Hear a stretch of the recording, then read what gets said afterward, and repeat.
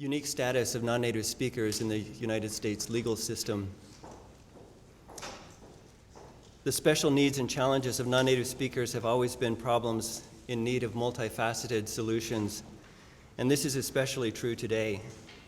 It is of vital importance that non-native speakers understand their legal rights, know how to invoke those rights, and be able to draw on linguistic resources that will allow them to function as informed, competent, and capable participants in our judicial system. It is equally important for members of law enforcement, the judiciary, and society at large to have the knowledge and tools necessary to afford non-native speakers due process and the types of respect and access to the courts and the legal system that native speakers have. For that reason, it's wonderful that all of you who join in these important challenges and their solutions are here to discuss these things with us today. At the very opening of this forum, I want to, first of all, thank the College of Humanities for their generous support of this forum. The College of Humanities is under the direction right now of Interim Deans Stuart Culver and Barry Weller, and we're very happy to have them with us here today. Also, Jake Jensen, Associate Dean for Research, was instrumental in helping us get the funding for this conference.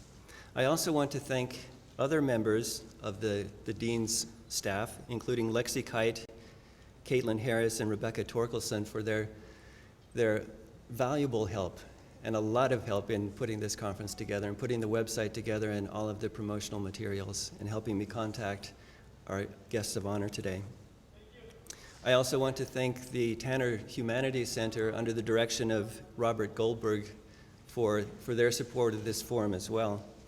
And of course, special thanks to the Department of Linguistics and everyone in the department who is here and who has helped put this conference together and facilitate bringing the speakers here and all of the needs, including today.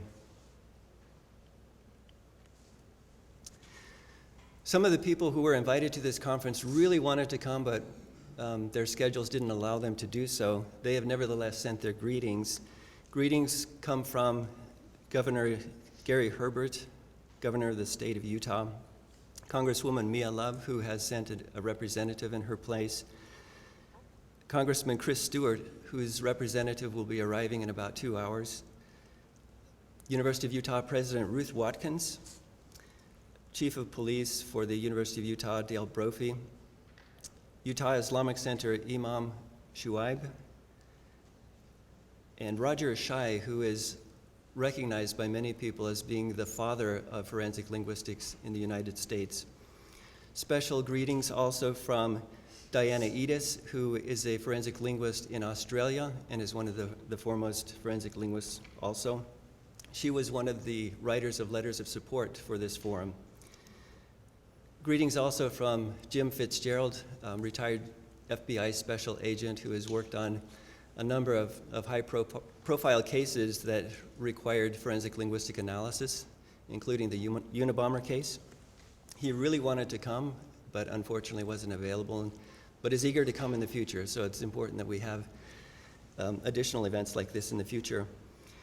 Greetings also from Rob Hunter, who is a managing attorney for Hunter & Associates in Denver, Colorado. He also happens to be one of our alumni and one of our primary donors.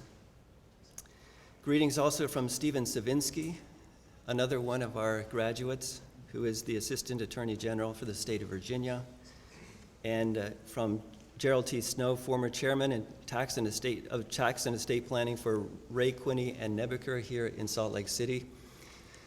After a successful career as an attorney, he decided to earn his bachelor's degree in linguistics in our department, and then he earned his master's degree in linguistics at Brigham Young University.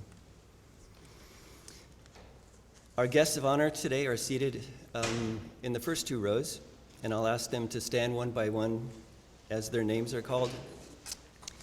The Honorable Lynn W. Davis, who has served as judge in Utah for 31 years and is the 5th longest-seated judge in the history of the state of Utah.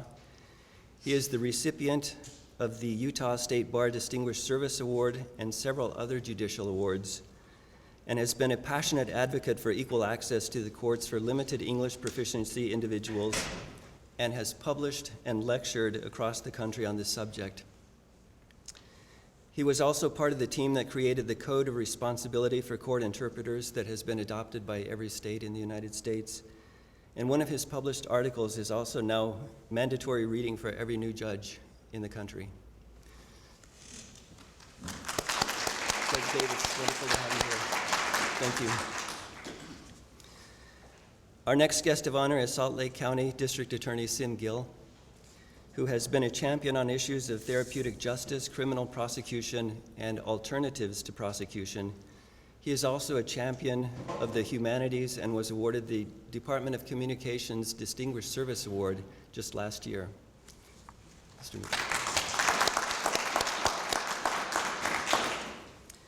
Next is Mel Greenlee, staff attorney for the California Appellate Project, who has come here from San Francisco to join us here today. She's an active member of the forensic community, and we are very happy to have her here. Would you stand and be recognized? Thank you.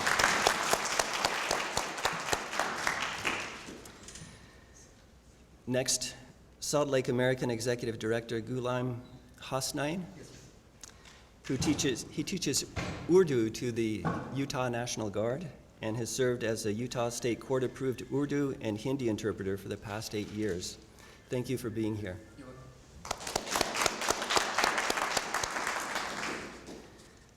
Next in alphabetical order, our next guest of honor is U.S. Attorney John W. Huber, who has served as the United States Attorney for the District of Utah since he was nominated for this position by President Obama in 2015. He's been a successful prosecutor and an important investigator of the actions of the FBI and various elected officials. It's an honor to have you with us here today.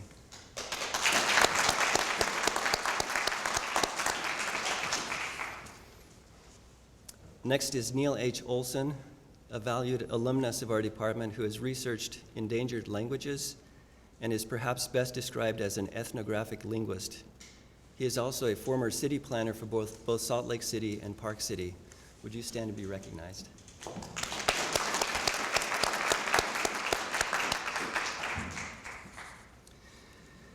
Next is FBI Special Agent Michelle Pickens, leader of the Public Corruption and Civil Rights Squad here in Salt Lake City. The work that she and her team does is central to the theme of today's forum, and we're looking forward to working with her in the future.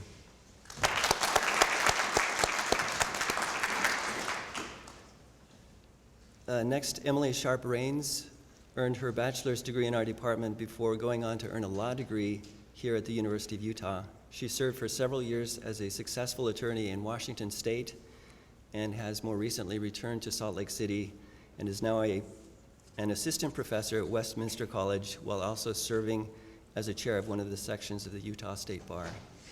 Emily, is she here? Let's give her a hand.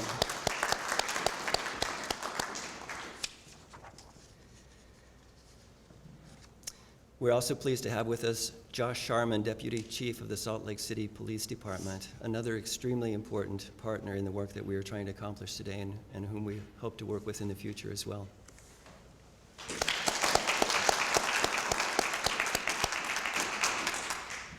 And finally, Michael Squires, Legislative Assistant to Congresswoman Mia Love and a current third-year law student here at the University of Utah. We're very pleased to have you here.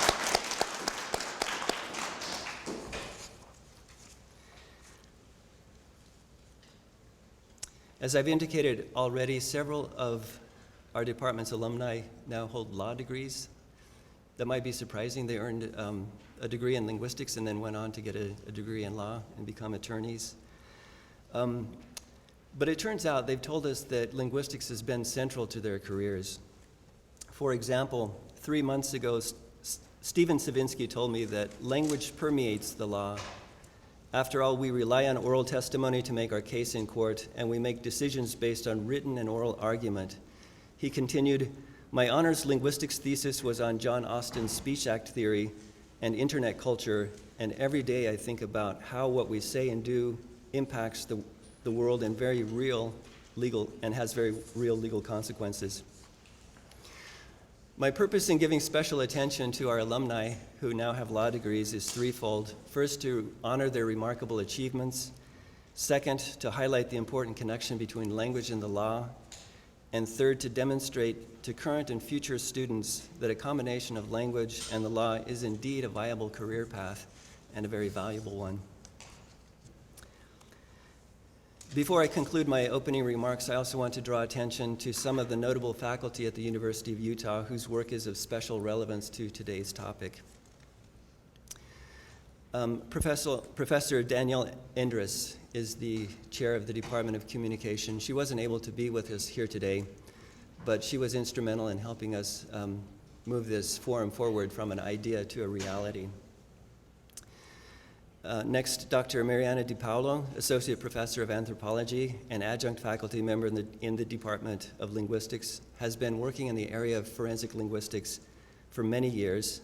She has publications in this area from as early as 1990 and has served for many years on the Utah State Supreme Court Committee on Model Utah Jury Instructions. Dr. I also want to recognize Dr. Jenny Andrus, Associate Professor of Writing and Rhetoric. She conducts research on domestic violence and the Anglo-American law of evidence and the ways in which meta-discourses and text production constrain discursive agency. And last but not least, Dr. Heather Melton, Associate Professor of Sociology, who is the driving force behind the new undergraduate major in criminology, which I understand is in final stages of approval by the university. Her research focuses on violence against women and the criminal justice response to these problems.